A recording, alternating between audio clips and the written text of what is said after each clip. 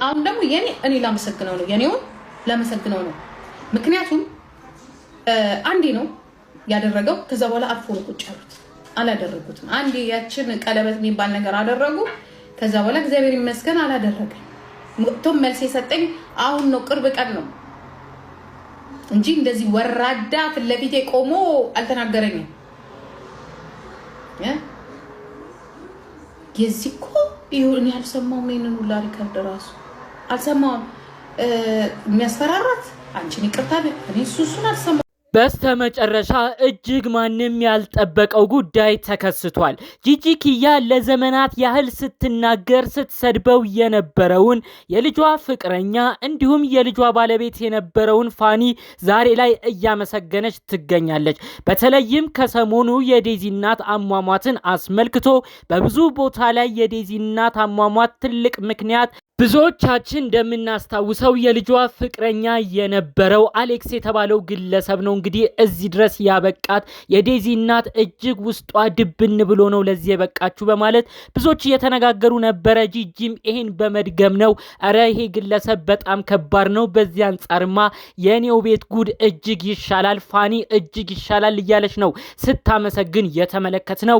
ይህም በተለያዩ ቦታዎች ተቆርጦ ቪዲዮ በተለያዩ ቦታዎች መነጋገሪያ ሆኗል።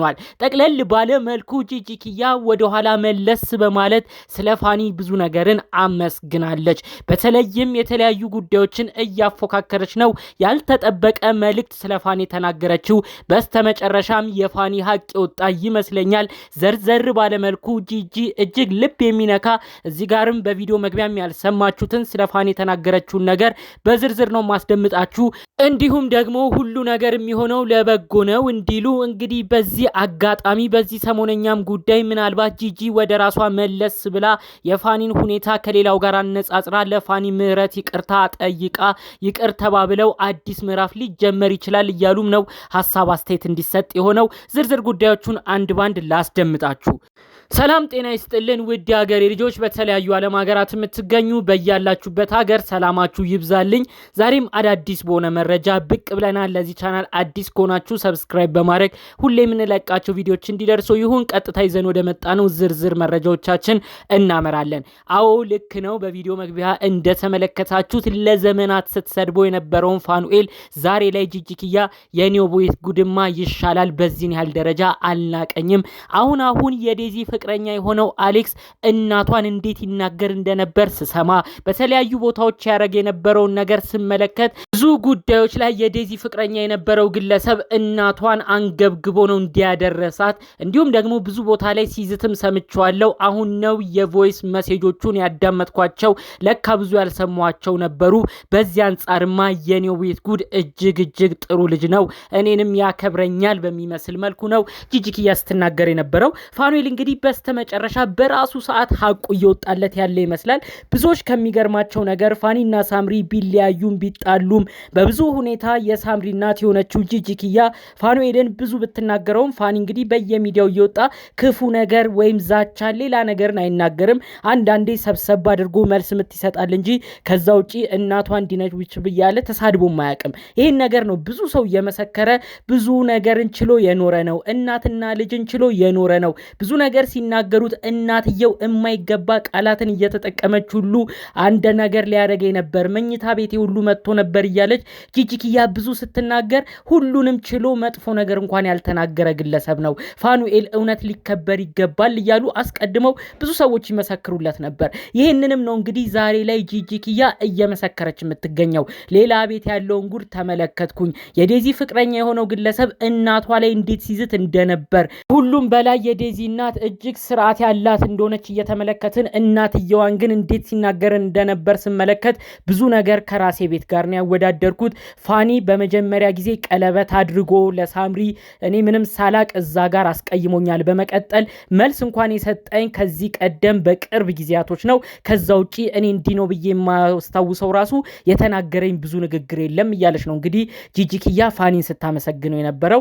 ይሄ ነው እንግዲህ አንዳንዴ የበለጠውን ስታዩ እዚህ ጋር ያለውን ማመስገን የሚባለው። ፋኑኤል እንግዲህ ካስታወሳችሁ በብዙ ጉዳዮች ላይ ከነሳምሪ ጋር ሲጣላ ከናቷም ጋር ሲጋጭ የሚናገረው በተለይ እናትየዋን ታርጌት እያደረገ የሚሰድበው ስድብ የለም። የምታደርገውን ነገር አንዳንዴ በመልስ ምት ኖርማል ንግግሩን የተመለከተ ነው የሚናገረው። ከዛ ውጪ እንደዚህ ያደርግሻለሁ እንዲነሽ ብሎ እንኳን ሰድቧት አያውቅም። ይሄ ጸባዩ እጅግ ብዙዎችን ከሚገረምባቸው ከሚደነቁባቸው ነው። ይሁን እንጂ እንግዲህ ፋኒ ከምናስታውሰው ከ9 ወራት በፊት ከሳምሪ ጋር ሳይጣሉ በነበረበት ቅጽበት እንግዲህ ያው የሳምሪ እናት የሆነችው ጂጂኪያ እጅግ ከባድ ንግግርን ተናግራ ነበረ። እኔ እኮ ያልነገርኳችሁ ሚስጥር አለ። ልጄ ሳምሪና ፋኒ አንድ ላይ እዛው በነበርንበት ቤት ውስጥ ሳምሪ ሳታየው እኮ ወደኔ መጥቶ ከኔ ጋር ሌላ ነገር ለማድረግ ሲፈልግ ነበር ብላ እንግዲህ ቃል በቃል እንዲህ ስትናገር ነበር። ብዙዎችም ይሄን ንግግሯን የጂጂን ተቀባብለውት ነበር። ኧረ እባክሽ ጂጂ በዚህን ያህል ደረጃ ልጁ ላይ ጥላቻ፣ በዚህን ያህል ደረጃ ልጁ እንደዚህ የማያስበውን ነገር እንዲያስበው ነበር ብለሽ መናገርሽ እጅግ ያናድዳል በማለት ብዙዎች የተነጋገሩበት ጉዳይ ነበር። ታዲያ ይሄ ነገር ነው እንግዲህ ላይ ጣራ ላይ ሲደርስ እንግዲህ ፋኑኤልም ታግሶ እዚህ ነገር ላይ ሲደራረሱ ጂጂም እንደዚህ አይነት ቃላቶችን መናገር ስትጀምር ነው ከሳምሪ ጋር አንድ ላይ መጥተው እንግዲህ ፋኒና ሳምሪ በጋራ ሆነው እንደ መግለጫ ነገር ቪዲዮ ሰጥተው ነበር። እሱም ነበር የመጨረሻ ስራቸው የነበረው። ከዛ በኋላ እንግዲህ ሳምሪም ወደ እናቷ ሄደች፣ ፋኑኤልም ወደዚህ ቀረ። ሁለቱም መለየታቸውን ተሰማ። ታዲያ በዛ ቪዲዮም እንግዲህ እናቷም የማይገባ ነገር እየተናገረች ነው።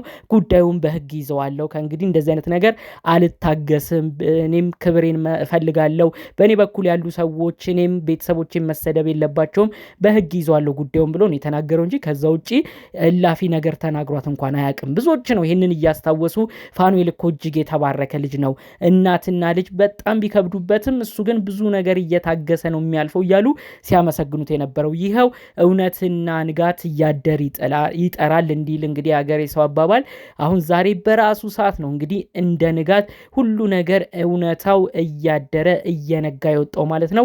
ብዙ ነገሮችን ጂጂ ተመልክታለች፣ ብዙ ነገሮችንም አወዳድራለች። በተለይ በተለያየ ቤት ያለውን ጉድ ስትሰማ የኔውማ ይሻላል እንደዚህ ነው እንኳን ብሎ ንቆኛ ያቅም ብላ እያመሰገነች ፋኑኤል ጥሩ ሰው እንደሆነ በሚገልጽ መልኩ ሐሳቧን ስትሰጥ የነበረው። ይህን ጉዳይ አስመልክቶ ደግሞ አንዳንድ ቦታ ላይ ምናልባት የነዚህ ልጆች ታሪክ ብዙ ሰው እያስተማረ ነው የመጣው። በተለይ እናትና ልጅ የተኳረፉ እንዲሁም የሚዋደዱ ሰዎች የተኳረፉ ካሉ እንግዲህ ሞት ሳይቀድም በፊት ሁሉም ይቅርታ ተባብሎ ከሁሉም ሰው ጋር ፍቅር መሆን አለበት። በኋላ አንድ ሰው ከሞተ ይቆጫል። በዴዚ እናትና በዴዚ ብዙ ነገር መማር አለብን እያሉ ይሄን ነገር ብዙ ትምህርት የወሰዱበት ሰዎች አሉ። በሌላ በኩል ደግሞ እንግዲህ ይሄው ጂጂኪያ ራሱ ወደ ራሷ መለስ ብላ የነበረችበትን ልጇ የነበረችበትን ትዳር እንዲሁም ፋኑኤል ለሷ የነበረውን አመለካከት ከሌሎች ጋር እያወዳደረች ዛሬ ላይ ለፋኑኤል ቦታ እንድትሰጠው ሆኗል። ስለዚህ ይሄም አመለካከቷን ሊቀይረው ይችላል። ይሄም እንግዲህ ያለው ነገር ፋኑኤል ለካ ጥሩ ልጅ ነበረ፣ ፋኑኤል ለካ ለልጄ ሳምሪ ይገባ ነበር ብላ እንድታስብ ያረጋታል። ብቻ የእናትየው አሟሟት ቢያሳዝንም ብዙ ሰዎች ግን ከዚህ ታሪክ እየተማሩ ነው ብለን እናስባለን እያሉ ነው ብዙዎች ሀሳብ አስተያየት የሰጡበት። እኛም የተረዳ ነው ይህንን ነው። ለ7 ዓመታት ያህል በብዙ ቦታዎች ላይ ስትናገረው ሰምተናል። ፋኑኤል ለልጄ አይገባም፣ ፋኑኤል አልተማረም፣ ፋኑኤል አይሆናትም፣ ፋኑኤል እንዲህ ነው፣ ፋኑኤል እንዲያ ነው እያለች ብዙ ነገር ጂጂኪያ ተናግራለች። ብዙዎቻችሁን ታስታውሳላችሁ። እንግዲህ እነዛ ነገሮች ሁሉ አልፈው ደግሞ ዛሬ ላይ ይሄ ልጅ ሁሉን ነገር ቆጠብ ብሎ በማለፉ ሁሉን ነገር በትዕግስት በማለፉ እላፊ ቃል ባለመናገሩ ዛሬ ጂጂኪያ ሁሉ ነገር ህሊናዋ መጥቷት ነው እንግዲህ ስለሱ እየመሰከረች የምትገኘው። የዴዚ ፍቅረኛማ እናትየውን አንገብግቦ ሲዝትም ነበር። እኔ ቤት እንደዚህ ዛቻ እንኳን መጥቶብኝ አያውቅም፣ የልጄ ባል ወይም የልጄ ፍቅረኛ የነበረው ፋኒ እንዲም ተናግሮኝ አያውቅም፣ ይህንንማ ሀቅ መሰክራለሁ እያለች ነው የተናገረችው።